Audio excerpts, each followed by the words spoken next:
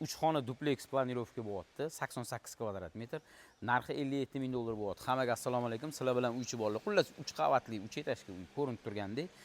Tak, birinchi etaj va sokolni, ya'ni podval bo'lyapti. Hozir keladigan bo'lsa, Sergeli stроительныйda massiv quruvchi deyiladi.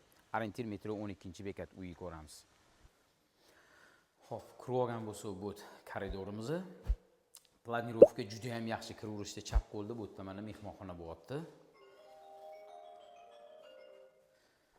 Gastiniy bot. Tak, kuxnya bo'lyapti.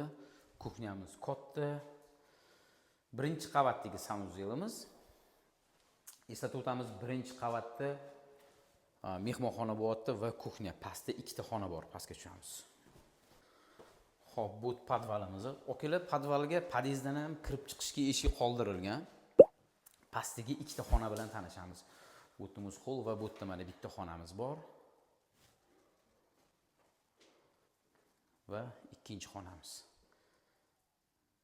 Pastda ham o'zini alohida sanuzeli bor.